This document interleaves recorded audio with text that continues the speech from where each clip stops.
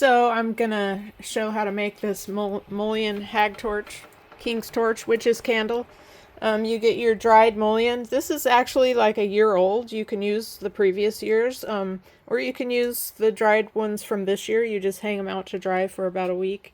And then this is how I'm doing it. I got my little pot of wax. Melting the wax. You basically, I better get a pot holder. Here's my messy little table. You get the pot holder. You pour the wax in the like soup can. Soup cans work great. You can do this like with bigger cans, bigger pots. And then it's kind of funny because it takes the wax a while to cool off enough to really stick to the torch. You could do it on this level where the wax doesn't really have to be cool. You could do it like this, and that'll give you a certain type of torch that will burn differently from one that has a lot of wax on it. So there's that one. But as this wax cools, it sticks more. It sticks to the plant more. So you want it to be somewhat cool. If you're doing it where you want to actually see the wax on the torch, you want it to be somewhat cool. So then you can scrape all this wax back into the can, and it'll go toward cooling off that hot wax that's in the can. Still working on thickening the wax on this Hagtorch. And this method adds a little bit more each time, but it's just too hot and it runs right off. So my goal here is to get the wax to where the wax is cool enough that it actually sticks to the torch. And then when you just stick it somewhere and let it dry like that. You could stick it in a bottle.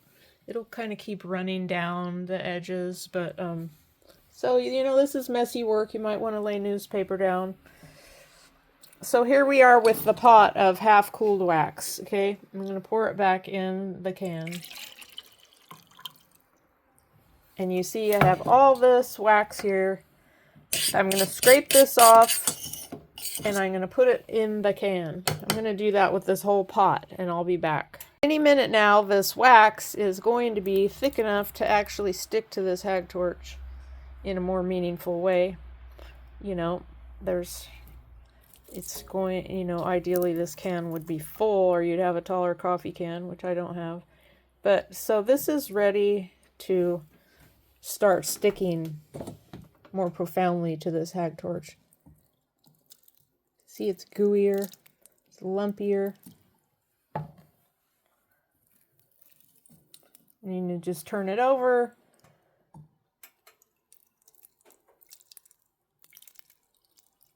It's a lot darker of a color, which is, you know, I want a really pretty, nice, pretty red Hagtorch when I'm done.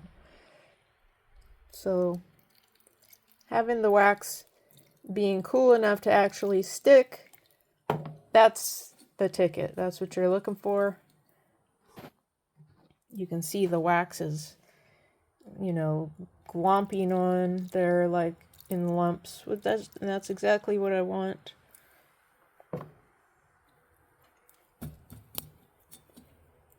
That one's going to be hard because it wants to fall. Well, I might not be able to do the edge of that. I might have to dip it. That's what I'll do. No, I won't be able to dip it either because it's just, maybe I can spoon it.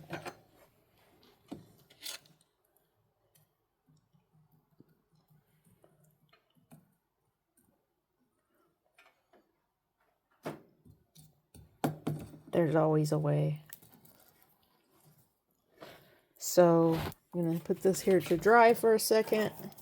See how good that's looking? Much more of a red Hagtorch. And then I'm going to scrape this out again and put this in the can. I scraped it out, I put it in the pan, and at this point it's too thick to pour or do anything with. So I'm putting it back in the pot, and I'm going to remelt it, but I'm going to remelt it on a lower temperature this time.